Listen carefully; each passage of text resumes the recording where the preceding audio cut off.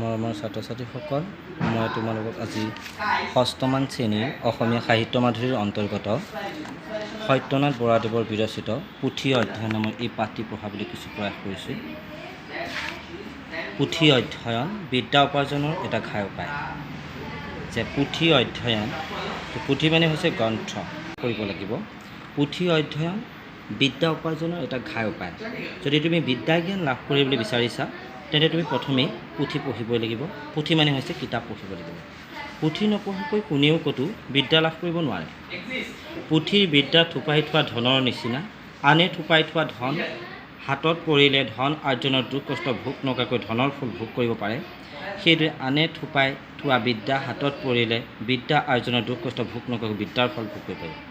অৰ্থাৎ তুমি যদি কিতাপ গোটাই ৰাখা, সেইটো ধনৰ নিচিনা। কিন্তু ধনবোৰ এদিন গোটাই ৰাখিলে শেষ হৈ যাব পাৰে, কিন্তু পুথিবোৰ গোটাই ৰাখিলে নহ'ব। তুমি ধনৰ নিচিনা গোটাই ৰাখিলে নহ'ব, কোনো ফল নধৰিব। গতিকে এই পুথি তুমি অধ্যয়ন কৰিব লাগিব। লেখকে বহু যত্ন পুৰুষাৰ্থ কৰি সেই ভঁৰাল বান্ধি থয়। আমি কেৱল পুথিখন পঢ়িলেতো আৰ্জিত এটাইখিনি বিদ্যা লাভ কৰিব পাৰোঁ। আনৰ আৰ্জিত বিদ্যা এনেদৰে সঞ্চয় নকৰাহেঁতেন মানুহে কিন্তু ইমানখিনি উদ্গতি কৰিব নোৱাৰিলেহেঁতেন। ভাপৰ বল আৰু বিজুলীৰ বন পোনপ্ৰথমে উলিয়াওঁতে বহুত চিন্তা, বহুত সময় আৰু বহুত ধন খৰচ হৈছিল। কিন্তু এতিয়া পুথি পঢ়িলে মানুহে তাক ভালকৈ শিকিব পাৰে। গতিকে আমি পুথি অধ্যয়ন কৰিব লাগিব। পুথি অধ্যয়ন কৰিব লাগিব আৰু বিভিন্ন ধৰণৰ আৱিষ্কাৰবোৰ তেতিয়াহে হ'ব যেতিয়া আমি বিদ্যা জ্ঞান লাভ কৰিব পাৰিম। এইদৰে পুথিৰ পৰা আনৰ সঞ্চিত বিদ্যা লাভ কৰি সেই বিদ্যাৰ আলমত মানুহে নতুন বিদ্যা আৰ্জিবলৈ পাৰ্গত হয়। বিদ্যা আৰ্জনৰ প্ৰণালী প্ৰায় ধন আৰ্জনৰ প্ৰণালীৰ নিচিনা। মূলধন নহ'লে ধন আৰ্জিবলৈ টান, সেইদৰে মূল বিদ্যা নহ'লে বিদ্যা আৰ্জিবলৈ টান। আকৌ যাৰ মূলধন সৰহ, সি সৰহকৈ ধন আৰ্জিব পাৰে। আচল কথা হ'ল, চমুকৈ ক'ব লাগিলে পঢ়নৰ পৰা মানুহৰ মনৰ বিদ্যাৰ পাতনি থপিত হয়। সেই পাতনি যাৰ শকত, সি বিদ্যা ব্যৱসায়ত উদ্গতি কৰিব পাৰে, যাৰ দুৰ্বল সি নোৱাৰে। গতিকে বিদ্যা কেৱল পঢ়িলেই নহ'ব, সি পাগলি পঢ়িব লাগিব। পঢ়নৰ পৰা দূৰৈ মানি ঘাটতে পোৱা যায়। এতিয়া ধৰি ল'লোঁ, তুমি এজন ডাক্তৰ হ'ব বিচাৰিছা, তুমি এজন ইঞ্জিনিয়াৰ হ'ব বিচাৰিছা, তুমি এজন প্ৰফেচৰ হ'ব বিচাৰিছা। ই এটা দূৰদৰ্শী কল্পনা। কিন্তু সেইটো যদি তুমি হাতত পাবলৈ বিচৰা, তেন্তে বহু কষ্ট কৰিব লাগিব, বহু পঢ়িব লাগিব। আন দেশত থকা পণ্ডিতবিলাকৰে সৈতে সাক্ষাৎ হোৱা বহুত খৰচ আৰু পৰিশ্ৰমৰ কথা। আৰু সাক্ষাৎ হ'ব পাৰিলেও তেওঁলোকৰ মুখৰ পৰা বিদ্যা শিক্ষা কৰা সকলোৰে পক্ষে সহজ নহয়। কিন্তু পুথিৰ পৰা সকলো দেশৰ পণ্ডিতবিলাকৰ সহজ উপদেশ ঘৰত বহিয়ে পোৱা যায়। সেইদৰে আমি পৰলোকগামী পণ্ডিতবিলাকৰো বিদ্যা বুদ্ধি তেওঁলোকৰ ৰচিত পুথি পাঠ কৰি অপ্ৰাসে লাভ কৰিব পাৰোঁ। সংসাৰত উদ্গতি কৰিবলৈ মানুহক মনৰ একাগ্ৰতা লাগে। পঢ়নৰ পৰা সেই একাগ্ৰতা জন্ম। যে আনন্দৰাম ঢেকীয়াল ফুকন হওক বা আনন্দৰাম বৰুৱা হওক, জ্যোতিপ্ৰসাদ আগৰৱালাই হওক বা সত্যনাথ বৰাই হওক, এওঁলোকৰ কিন্তু একাগ্ৰতা যি মন আছিলে, যি একাগ্ৰতা গুণ আছিলে, এইখিনি আমি অনুকৰণ কৰিব লাগিব। যদি আমি অনুকৰণ কৰিব পাৰোঁ, তেন্তে আমি অধ্যয়ন কৰিব, যে যিমানেই পঢ়িবা সিমানেই শিকিবা, যিমানেই তুমি বিলাবা সিমানেই মহান হৈ পৰিবা। গতিকে এই একাগ্ৰতা মনটো বা একাগ্ৰতা গুণটো আয়ত্ব কৰি মহান পুৰুষসকলক অনুকৰণ কৰি তোমাৰ মনটো যদি চঞ্চল মনটো যদি স্থিৰ কৰা, তেতিয়াহ'লে তুমি এদিন ভাল মানুহ হ'ব পাৰিবা আৰু এজন সফল ব্যক্তি হ'ব পাৰিবা। সংস্কৃতত কৈছে যে অভ্যাসেনতু বৈৰাগ্যেনশ্চ গৃহ্যতে, যে মনঃ চঞ্চলঃ বশীভূত। যে মন চঞ্চল, ইয়াক বশীভূত কৰিবলৈ বহুত টান। গতিকে ইয়াক যদি বশীভূত কৰিব বিচাৰোঁ, তেন্তে আমি একাগ্ৰতা মন গঢ়িবই লাগিব। তাৰ বাহিৰে গত্যন্তৰ আমাৰ মনত একো নাই। কোনো এখন পুথি পঢ়ি তাৰ ভাৱ বুজি ল'ব লাগিলে মন পুতি পঢ়িব লাগে। ওপৰে চেলেং পেটেংকৈ পঢ়িলে আচল ভাৱ উদ্ধাৰ কৰিব নোৱাৰি। এতিয়া ধৰি ল'লোঁ, তুমি কিবা এটা বস্তু খাই আছা, তুমি যদি গিলি থৈ দিয়া, তেন্তে সেই গিলি থৈ দিলে তোমাৰ হজম নহ'ব আৰু তাৰ ফলত পেটৰ অসুখ হ'ব। ঠিক তেনেকৈ তুমি কোনোবা এটা বিষয় পঢ়িব হ'লে গিলি থ'লে নহ'ব, তুমি চুবাই পাগুলিয়াই তাৰ ৰসটো উলিয়াব পাৰিব লাগিব, আৰু তেতিয়াহে তাৰ মূল তত্ত্ব বুজি পাবা। সেইকাৰণে কৈছে যে এখন পুথি পঢ়ি তাৰ ভাৱ বুজি পাব লাগিব, তাৰ সাৰাংশ বুজি পাব লাগিব, তেতিয়াহে তুমি এজন ভাল পঢ়ুৱৈ হ'বা। আৰু ভাল পঢ়ুৱৈ হ'লে তুমি বহু কথা বুজিব পাৰিবা, আৰু তাৰ লগতে মন পুতি যেতিয়া পঢ়িবা, চেলেং পেটেংকৈ যেতিয়া নপঢ়িবা, তেতিয়া বিভিন্ন ভাৱ উদ্ধাৰ কৰিব পাৰিবা। সেই দেখি পঢ়িবৰ সময়ত মনটোক আন সকলো কথাৰ পৰা এৰুৱাই আনি এটা কথাত লগাব লাগে।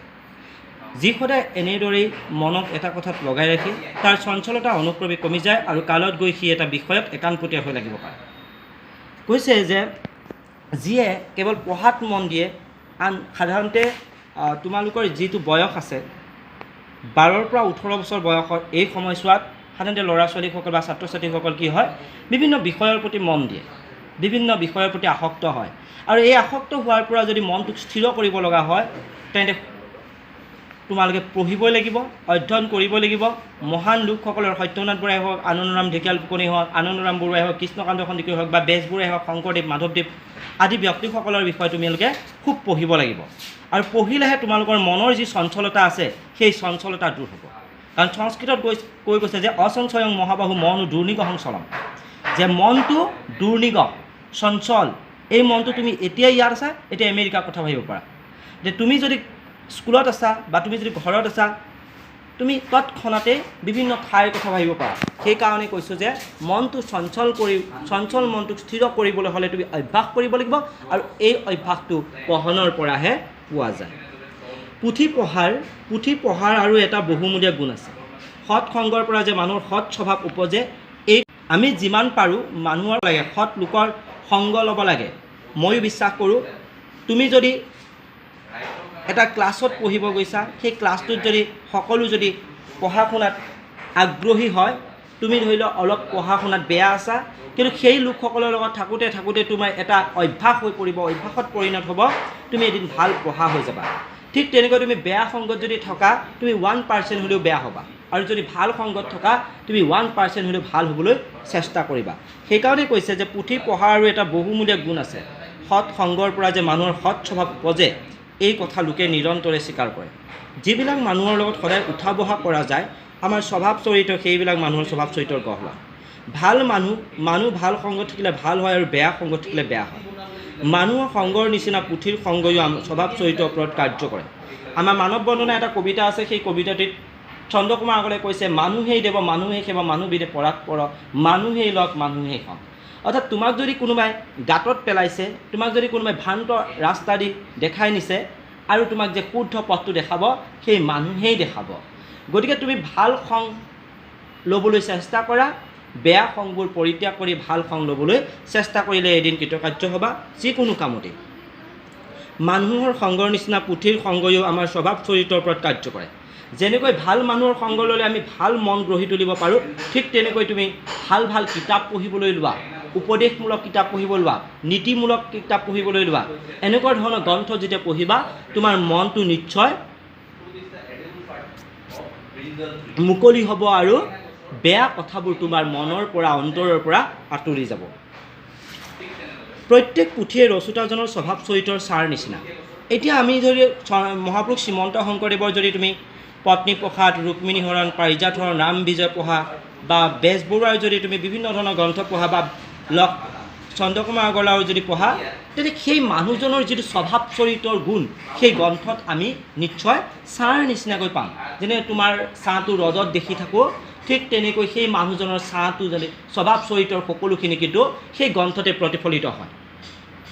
যেনেকৈ মহাপুৰুষ শ্ৰীমন্ত শংকৰদেৱ আমি জানো সৰুতে এগৰাকী বৃহৎ দুষ্টামী ল'ৰা আছিলে। লক্ষ্মীনাথ বেজবৰুৱাও দুষ্ট আছিলে, কিন্তু পিছলৈ তেওঁলোক মহান হ'ল।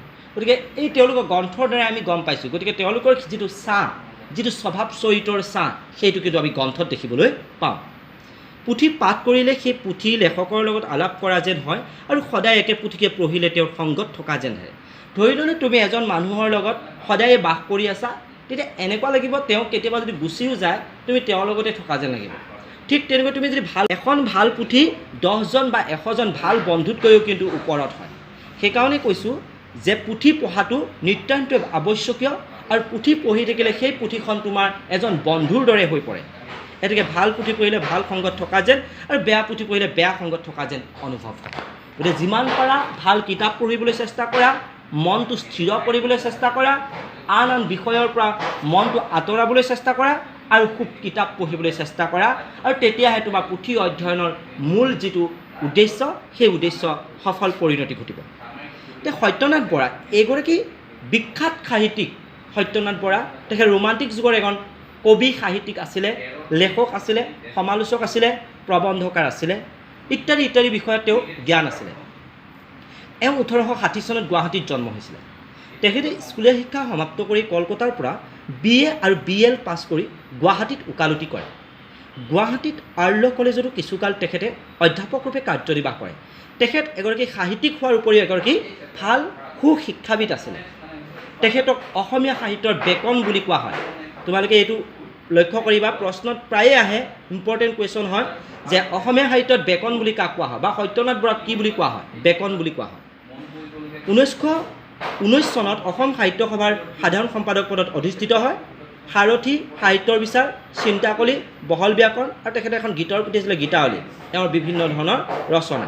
আৰু 1925 চনৰ 13 ডিচেম্বৰত তেখেতৰ মৃত্যু হয়।